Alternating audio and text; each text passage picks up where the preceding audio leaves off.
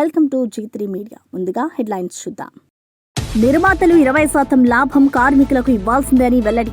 సినీ కార్మికుల సంక్షేమ నిధి ఏర్పాటు చేస్తామని రేవంత్ స్పష్టం. తుఫానుపై మంత్రి నిమ్మల రామానాయుడు కీలక ప్రకటన. ప్రభుత్వం ముందస్తు చర్యలు తీసుకుంది, ప్రజలు అప్రమత్తంగా ఉండాలని పిలుపు. వరద ముంపు ప్రాంతాల్లో షెల్టర్ సెంటర్లు సిద్ధంగా ఉన్నాయని వెల్లడి.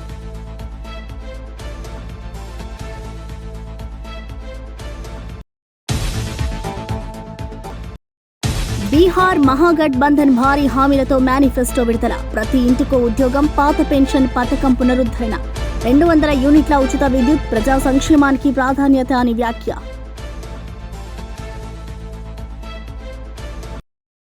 జస్టిస్ గవాయ్ దాడిని ఖండించిన మందకృష్ణ మాదిగ.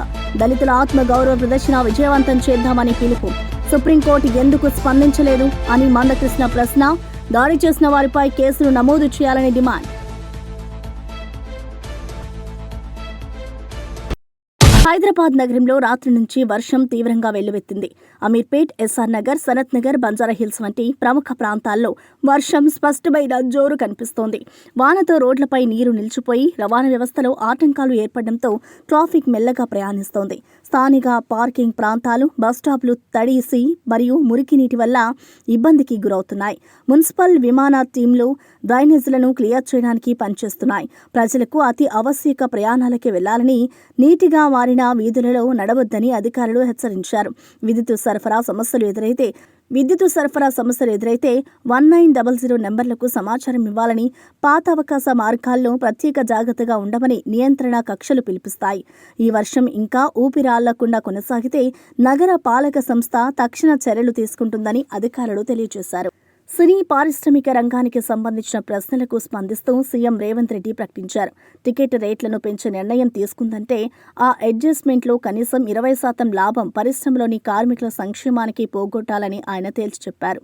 నిర్మాతలకు మళ్లీ ఆదాయం వస్తుందేమో, కానీ థియేటర్ పనివారికి, ఫిలిం కార్మికులకు ప్రత్యక్షంగా అధిక మేలు ఉండలేదని, అందుకే జీరో జనరేట్ ఆదేశాలతో టికెట్ రేట్లు పెంచాలన్నా ముందుగా కార్మికుల సంక్షేమ ఖాతాలకు కేటాయించాలని సీఎం డిమాండ్ చేశారు.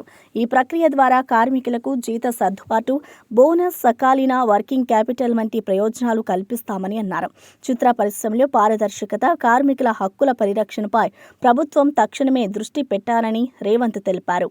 ప్రభుత్వం సినిమా టికెట్ల ధరలు పెంచితే హీరోలకు ఆదాయం వస్తుంది, నిర్మాతలకు ఆదాయం వస్తుంది. కార్మికులకు మాత్రం ₹1 కూడా అదనంగా రావడం లేదు.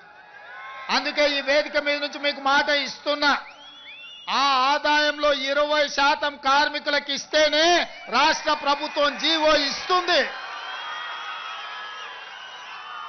మీ శ్రమతో సంపాదించే ప్రతి రూపాయిలో మీకు వాటా ఉండాలి, మీకు భాగస్వామ్యం ఉండాలి. ఈ వేదిక మీద నుంచి మా అధికారులకు నేను ఆదేశాలు ఇస్తున్నా, రేపటి భవిష్యత్తులో ఎంత పెద్ద నిర్మాత అయినా, ఎంత ఇన్ఫ్లుయెన్షియల్ పర్సన్ అయినా రాష్ట్ర ప్రభుత్వం అదనంగా టికెట్ల ధరలు పెంచితే వచ్చే ఆదాయంలో 20% నా కార్మిక సోదరుల కుటుంబాలకు వెల్ఫేర్ ఫండ్ కింద వాళ్ళకు ఆ నగదు బదిలీ జరిగితేనే ఆ ఒప్పందం ప్రకారమే మా రాష్ట్ర ప్రభుత్వం జీవో ఇస్తుంది.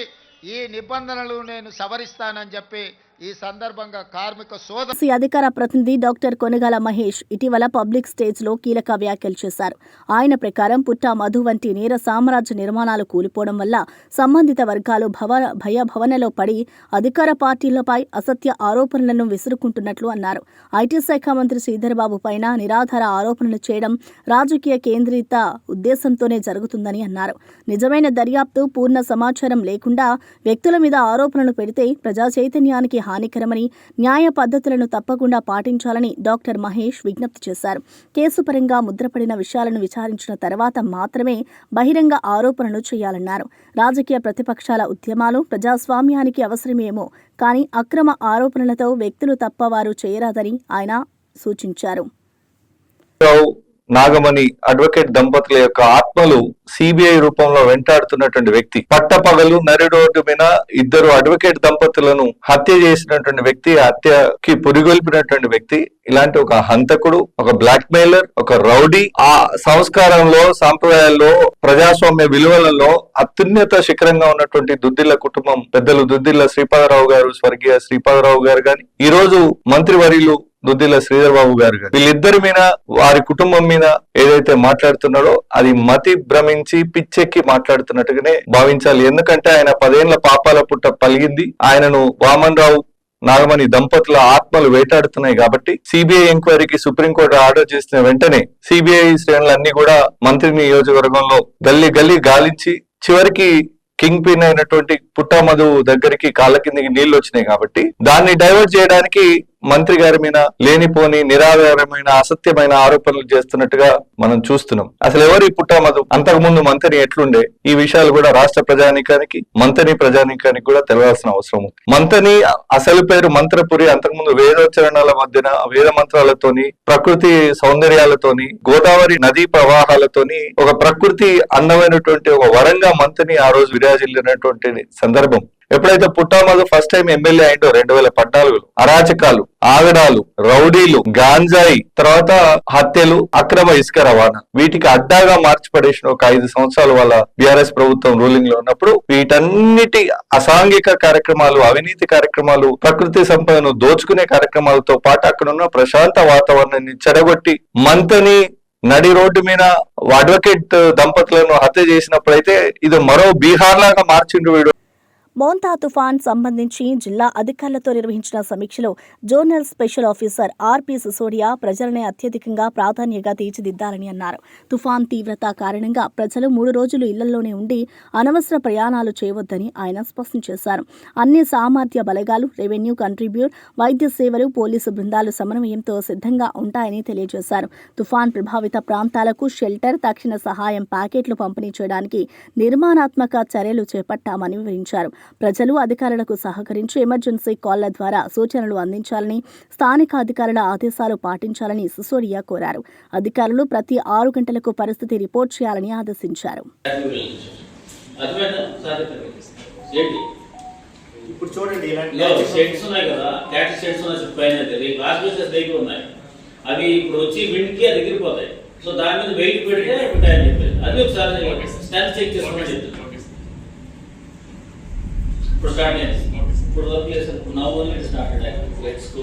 yes, thank you. Can be told because as I'm saying afternoon or evening తర్వాత ట్రాఫిక్ ఉంటుంది కాబట్టి 3-4 days కి సరిపడే కమోడిటీస్ వాళ్ళ ఇంట్లో ఉంచుకుంటే ఇబ్బంది కాకుండా ఉంటుంది. మూవ్ అవ్వడానికి అవకాశాలు ఉండవు.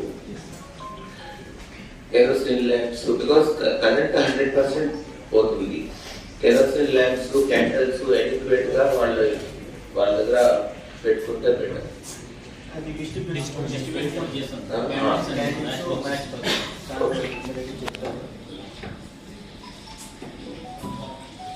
ఇంకా నెక్స్ట్ ఇరిగేషన్, తర్వాత ఎస్సీ ఆర్ఎండ్బి అక్కడ ఉన్నారు. నంద్యాల పరిధిలోని ఎగువ అహోబిల ప్రాంతంలో భారీ వర్షాలతో జలదిగ్బంధం ఏర్పడి భవనాసి అధికారికంగా రోడ్లపైకి చేరింది.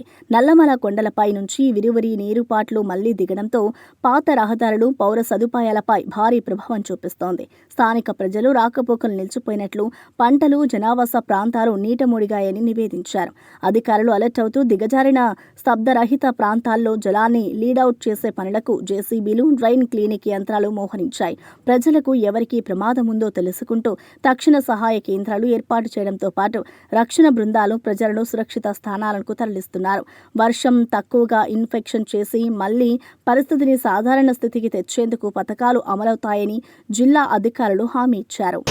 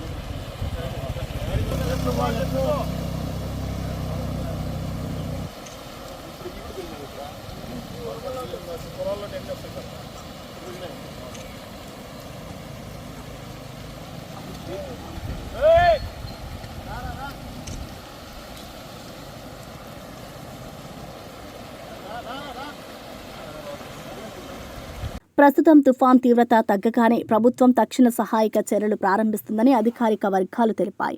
ముందుగా విద్యుత్ సరఫరాను పునరుద్ధరించడం ప్రధాన ప్రాధాన్యతగా ఉండి కేఈవీలు, జనరేటర్లు సిద్ధంగా ఉన్నాయని వెల్లడించారు. రహదారులపై పడిన చెట్లు, మట్టి తారాభరాలు తొలగించడానికి జేసీబీలు సిద్ధంగా ఉన్నాయని తెలిపారు. ఇటు మంచినీటిని పునఃసరఫరా చేయడానికి ట్యాంకర్లు, వాల్ స్టేషన్లు ఏర్పాటు చేయబడ్డాయి. ఎమర్జెన్సీ మెడికల్ టీమ్స్ ముందుగా డిప్లాయ్ చేయబడతాయి. డ్రైనేజ్ క్లినిక్తో పాటు పునరావాస కేంద్రాల నిర్వహణకు కూడా ప్రత్యేక టీంలు నియమించబడ్డాయి. సీఎం ఆదేశాల మేరకు ప్రతి బ్లాక్లో ఫీల్డ్ కమాండర్ ఉండి రిపోర్టింగ్ ఉండాలని అంతా అంగీకరించారు. ప్రజలకు సహకారం అందించడంలో స్థానిక కార్పొరేటర్లు, జన సేవకులు పాత్ర పోషిస్తారని తెలియజేశారు. నిర్ణయం తీసుకున్నాం, తగిన చర్యలు కూడా తీసుకుంటాం. ఆర్ఎన్బికి వచ్చే గల 7,289 అంటే జేసీబీలు, క్రెయిన్స్, వెహికల్స్ కూడా ఏర్పాటు చేసుకున్నాం. ఎందుకంటే ఎక్కడన్నా బ్లాకేజ్ అయినా ఇమీడియట్ రెస్టోర్ చేయాలి, ట్రాఫిక్ ఎలాంటి ఇబ్బంది ఉండకూడదని అది కూడా టీమ్స్ రెడీ చేసుకుంటాం జరిగింది. తాగునీరు సంబంధించిన వాటర్ ట్యాంకర్స్ పొజిషన్ చేసుకున్నాం. సిపిడబ్ల్యూఎస్ స్కీమ్స్, ఎందుకంటే తిట్లీ దగ్గర నేను నేర్చుకుంది అప్పుడు గతంలో పంచాయతీరాజ్ గ్రామీణాభివృద్ధి శాఖ మంత్రిగా పనిచేసే కనుక కరెంటు పోయినప్పుడు ప్రధాన ఇంపాక్ట్ అయ్యేది సిపిడబ్ల్యూఎస్ స్కీమ్స్. ఆ రోజు మేము అనుకున్నాం జనరేటర్లు ముందే పెట్టుంటే భలే ఉండేది, రిస్క్ అయ్యేది, ఇంత ఇబ్బంది వచ్చిండేది కాదు కదా అని. అందుకే ముందస్తు చర్యలు తీసుకున్నాం. గౌరవ ఉప ముఖ్యమంత్రి గారు పవన్ కళ్యాణ్ గారి నాయకత్వంలో ముందస్తు చర్యలు తీసుకుని డీజిల్ జనరేటర్స్ కూడా 1037 డీజిల్ జనరేటర్స్ పొజిషన్ చేశాం. సెల్ ఫోన్ టవర్స్ కావాల్సిన డీజీ సెట్స్ కూడా సుమారుగా 78% సెల్ ఫోన్ టవర్స్ కూడా కావాల్సిన డీజీ సెట్స్ వాళ్ళు ఎయిర్టెల్ కానివ్వండి, జియో కానివ్వండి, మిగతా సర్వీస్ ప్రొవైడర్స్ అందరూ కూడా ఏర్పాటు చేశారు. కావాల్సిన డీజిల్ కూడా పొజిషన్ చేస్తాం జరిగింది. కలెక్టర్స్ అందరూ కూడా ఫండ్స్ ఏర్పాటు చేస్తాం. మనీ ఇస్ నో ఆబ్జెక్ట్, ప్రజలు ఇబ్బంది పడకూడదు అన్న లక్ష్యంతో మేము పనిచేస్తున్నాం. జలవనరుల శాఖ మంత్రి నిమ్మల రామానాయుడు తెలిపారు. ఇటు మోంతా తుఫాన్ ప్రభావిత ప్రాంతాల్లో అన్ని ముందస్తు చర్యలు పూర్తిగా చేయబడ్డాయని తెలిపారు. వర్షాభివృద్ధికి అనుగుణంగా డ్యాంలు, రిజర్వాయర్లు పూర్వ నమోదు చూసి అవసరానికి తగినట్లుగా నీటిని విడుదల చేయడానికి ప్లాన్ సిద్ధం చేశామని అన్నారు. తూర్పు ఓరా తీర ప్రాంతాల్లో అవసరమైన షెల్టర్లు, ఎమర్జెన్సీ సేవలు, ఆహార సరఫరా వంటి అంశాలపై వ్యూహాత్మక ఏర్పాట్లు చేశామని తెలిపారు. మత్స్యకారులను సముద్రంలో కొనసాగరాదని హెచ్చరించగా బోటు, మెరుగుదల, రక్షణ సామాగ్రి విధంగా పరికరాలు అమర్చామని తెలిపారు. ప్రజల అరుణాన్ని తగ్గించడానికి వెంటనే రెస్పాన్స్ చేస్తున్నట్లుగా ఆయన హామీ ఇచ్చారు.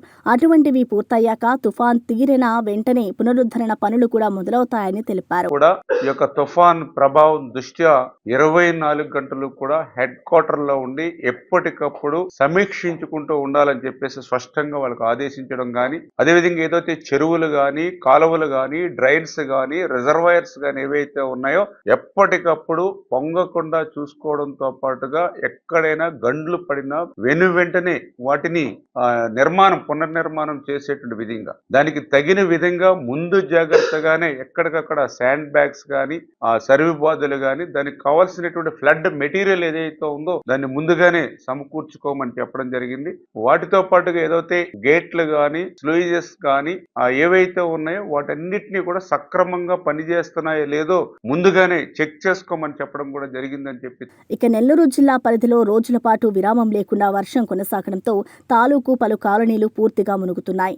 Talpagiri colony, RTC colony, Chandrababu Nagar, Shramika Nagar, Maruti Nagar, Mrudula Nagar వంటి ప్రాంతాల్లో నీరు ఇళ్లలోకి చేరి ప్రజలు తీవ్ర సౌకర్యం లేని పరిస్థితుల్లో జీవిస్తున్నారు. స్థానిక ప్రభుత్వం ప్రస్తుతం షెల్టర్లు, తక్షణ ఆహార, వైద్య సేవ, నీటి సరఫరా ప్యాకెట్లను అందజేస్తోంది. రక్షణ బృందాలు ప్రతి వీధి దగ్గరికి చేరి అవసరమైన సహాయం అందిస్తున్నాయి. ప్రజలకు తాత్కాలిక కేంద్రాల వైపు వెళ్లాలని, విద్యుత్ లైన్ల దగ్గరగా ఉండరాదని సూచనలు చేశారు. తుఫాన్ తీరిన వెంటనే వ్యసన క్లీనింగ్, డ్రైనేజ్ అధికారుల వెంటనే పనుల్లో నిమగ్నమై పునరావాస చర్యలను పూర్తి చేయనున్నట్లుగా అర్హులైన ప్రతినిధులు స్పష్టం చేశారు.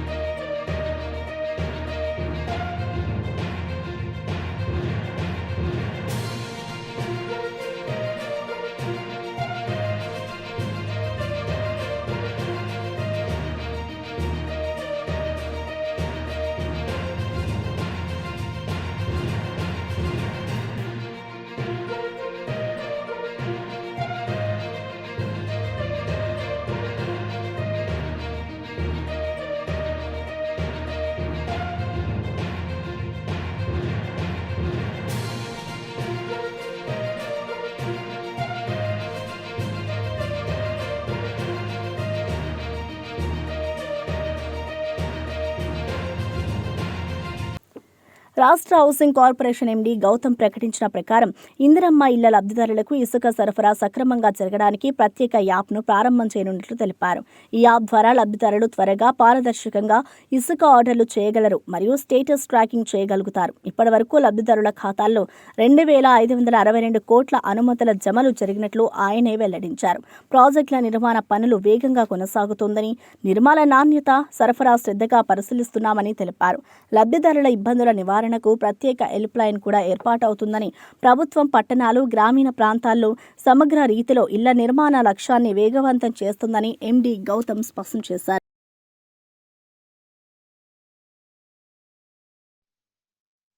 ఒక 30-40 గజాలు ఉన్నా కూడా కింద ఒక 200 SFT, పైన ఒక 200 SFT, కింద ఒక హాల్, కిచెన్, పైన ఒక బెడ్రూమ్, టాయిలెట్ అట్లా కట్టుకోవడానికి కూడా ఇప్పుడు స్కీమ్లో వెసులుబాటు ఇచ్చి రాష్ట్ర ప్రభుత్వం GOMS నంబర్ 69 అనేది తెచ్చింది.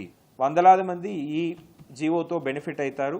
Swachh Bharat machine and NREGS ఉపాధి హామీ పథకంతో కూడా అనుసంధానం చేస్తూ ప్రధాన్ మంత్రి ఆవాస్ యోజనతో కూడా మనం అనుసంధానం చేయడానికి రాష్ట్ర ప్రభుత్వం ముందుకొచ్చింది. ఇప్పుడు దీంట్లో 3,88,000 దాకా స్టేట్ గవర్నమెంట్ బడ్జెట్ నుంచి వస్తుంది. ఇంకా 1,12,000 అనేది కన్వర్జెన్స్ నుంచి వస్తుంది. ఇట్లా ఆ స్కీమ్స్ నుంచి వచ్చేవి డైరెక్ట్గా బెనిఫిషియరీకే పడతాయి. ఫస్ట్ పేమెంట్ అనేది 1 lakh అనేది బేస్మెంట్ కంప్లీట్ అయినాకనే ఇస్తున్నాం. నిరుపేదలు ఒక 10-20 వేలు కూడా వాళ్ళు స్పెండ్ చేసే కెపాసిటీ లేని వాళ్ళు, సో అలాంటి వాళ్ళకి కూడా సెల్ఫ్ హెల్ప్ గ్రూప్స్ ద్వారా వాళ్ళకు మొబిలైజేషన్ అడ్వాన్స్ టైప్లో రుణాలు ఇవ్వడానికి కూడా ఆదేశాలు ఇవ్వడం జరిగింది. డబ్బులు లేక, స్తోమత లేక కట్టుకోలేకుండా ఉన్నాను అని ఉన్న వాళ్ళు ఎవరిని కూడా క్యాన్సిల్ చేయొద్దని ఆదేశాలు ఇవ్వడం జరిగింది. ఎన్నికల ప్రచారంలో విస్తార హామీలతో 32 పేజీల మేనిఫెస్టోను రిలీజ్ చేసింది. ప్రతిపక్షం ద్వారా ఇంట్లో ఒక ప్రభుత్వ ఉద్యోగం, పాత పెన్షన్ పథక పునరుద్ధరణ, 200 యూనిట్ల వరకు ఉచిత విద్యుత్ వంటి ప్రజా ప్రయోజన హామీలు ముందుకు పెట్టుబడ్డాయి. ఈ మేనిఫెస్టోకి బీహార్ కా తేజస్వి ప్లాన్ పేరిట గుర్తింపు ఇచ్చారు. జన సంక్షేమానికి దృష్టి పెట్టిన ఈ డాక్యుమెంట్ రాష్ట్రీయ రాజకీయాల్లో పెద్ద అవకాశాన్ని రూపొందించవచ్చు. పార్టీ నేతలు పాట్నా సమావేశంలో ముఖ్యంగా ఆర్థిక భద్రత, ఉద్యోగాల నిర్వహణపై ప్రాచుర్యం చేశారు.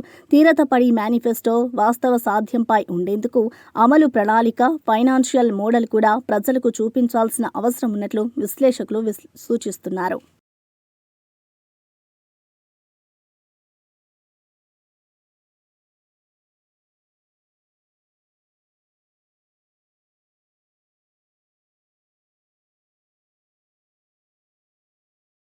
పద్మశ్రీ మందకృష్ణ మాదిగ మల్కాజ్గిరి ఎంపీ ఆఫీస్ కార్యాలయంలో జరిగిన విలేకరుల సమావేశంలో సుప్రీంకోర్టు జస్టిస్ గవాయ్పై దాడిని తీవ్రంగా ఖండించారు.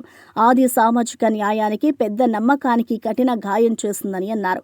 అటు రాష్ట్రీయ రాజకీయ నేతలు, పక్షాలు ఆ దాడిని సుమోటోగా ఎందుకు తీసుకోలేదని ప్రశ్నించి పోలీసులు సుమోటో చర్యల పట్ల బాగుపై కోత చూపారు.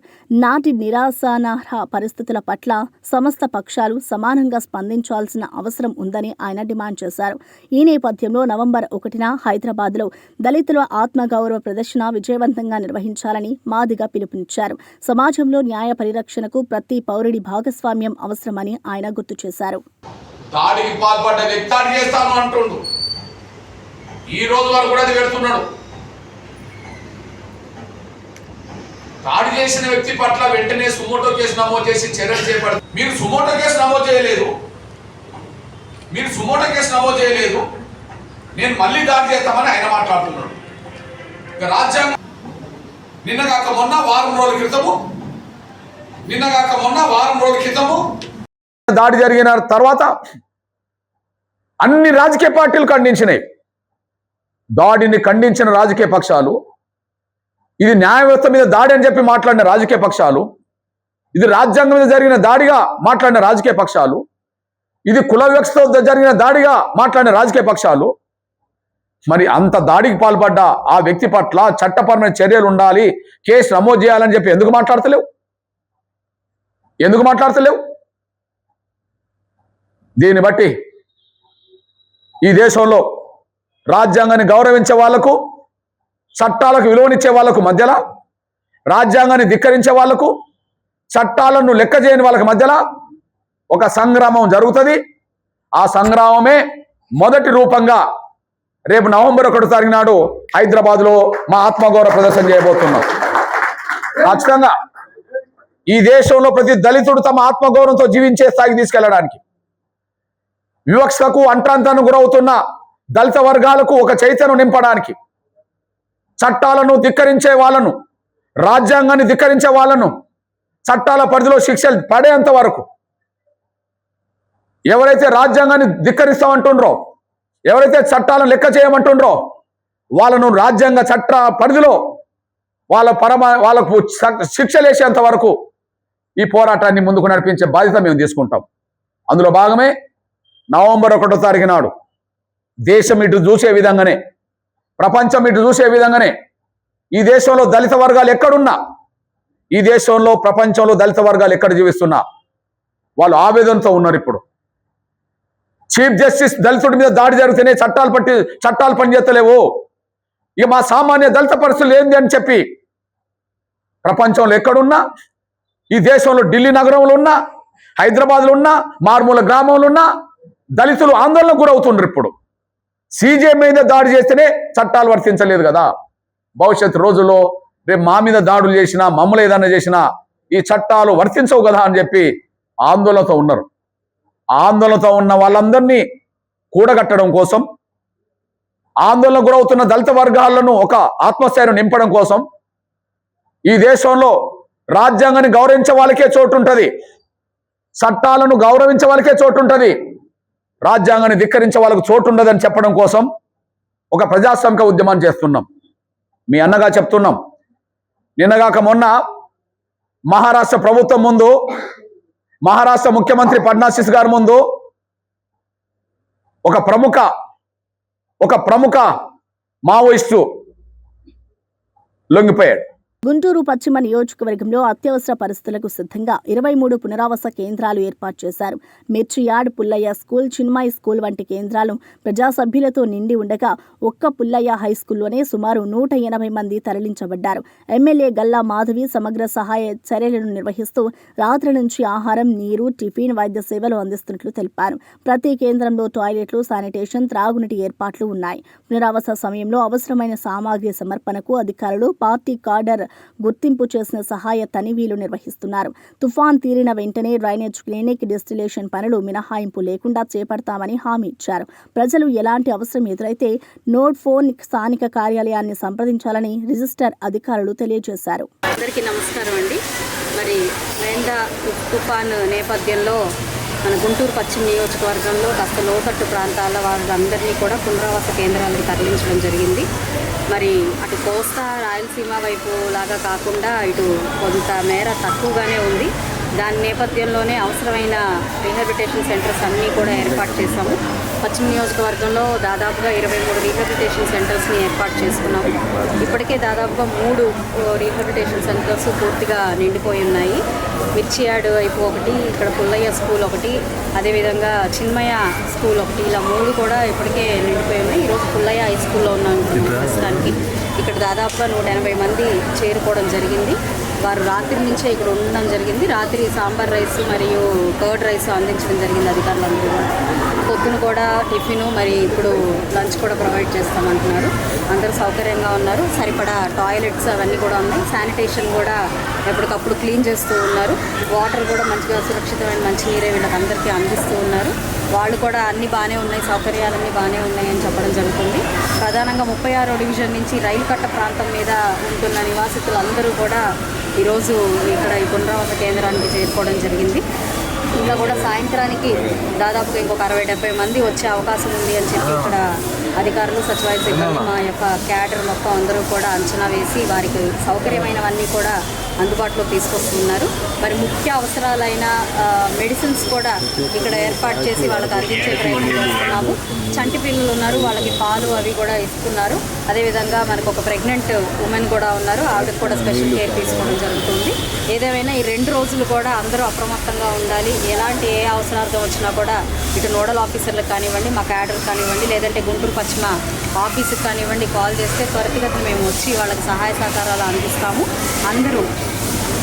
అందరూ కూడా ఇక్కడ అందుబాటులో ఉన్నారు కాబట్టి ఇది ఒక సద్వినియోగపరచుకోవాలి అని చెప్పి నేను కోరుకుంటూ ఉన్నాను. సో ప్రజలందరూ కూడా అవసరమైతే మాత్రమే బయటికి రావాల్సిందిగా నేను కోరుకుంటున్నాను. ముఖ్య అవసరార్థాలు ఏవైనా ఉన్నాయో సరుకులు అలాంటివన్నీ కూడా తెచ్చిపెట్టుకోవాలి అని నేను చెప్పి కోరుకుంటూ ఉన్నాను. ఈ 2-3 రోజులు అంటే ఈ వర్షాలు ఉన్నన్ని రోజులు కూడా వాటర్ కాస్త కాచి వడపోసి తీసుకోవాల్సిందిగా నేను అందరినీ కోరుకుంటున్నాను. ఇక ఆఫ్టర్ పోస్ట్ సైక్లోన్ వచ్చేటప్పటికి చాలా చర్యలు చేపట్టాల్సిన అవసరం ఉంది. డీసింటేషన్ చేయాల్సిన అవసరం ఉంది. సగం వర్కులు చేసి సగం వర్కులు వదిలేసిన డ్రైన్లు, రోడ్లు కూడా వాటిని సమీక్షించాల్సిన అవసరం ఉంది. ఇప్పటికే సగం వర్కులు వదిలేయడం వల్ల కూడా ఒకంత ఈ ప్రాంతాలు ముప్పుకు గురవుతున్న నేపథ్యంలో వాటిని కూడా దృష్టి పెట్టి మేము దాని మీద కూడా చర్యలు తీసుకుంటాము. ఈ డ్రైన్స్ కూడా కొన్ని చోట్ల డైవర్షన్ చాలా అవసరం ఉంది. వాటికి కూడా అధికారులను కూర్చోబెట్టి సమీక్షను ఏర్పాటు చేసి కూడా వాటి మీద కూడా మేము దృష్టి పెట్టి త్వరితగతిని ఈ పనులన్నీ కూడా ముగించి రానున్న వర్షాకాలానికి ఎలాంటి ఇబ్బందులు లేకుండా చేసే ప్రయత్నం మేము అందరం చేస్తాము. కాబట్టి ప్రజలందరూ కూడా దీనికి సహకరించాల్సిందిగా నేను కోరుకుంటున్నాను.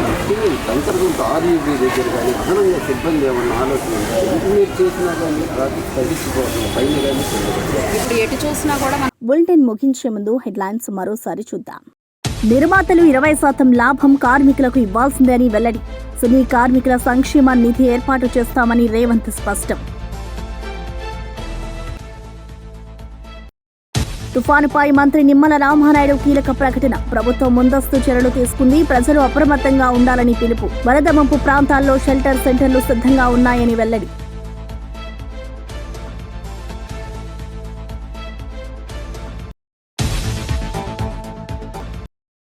బీహార్ మహాగఠబంధన్ భారీ హామీలతో మేనిఫెస్టో విడుదల. ప్రతి ఇంటికో ఉద్యోగం, పాత పెన్షన్ పథకం పునరుద్ధరణ, 200 యూనిట్ల ఉచిత విద్యుత్, ప్రజా సంక్షేమానికి ప్రాధాన్యత అని వ్యాఖ్య.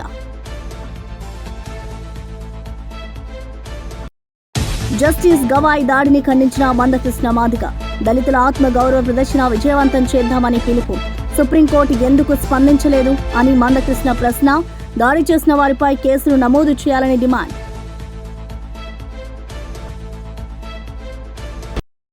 ఇవి బులెటిన్ విశేషాలు. మరో బులెటిన్లో మళ్ళీ కలుద్దాం.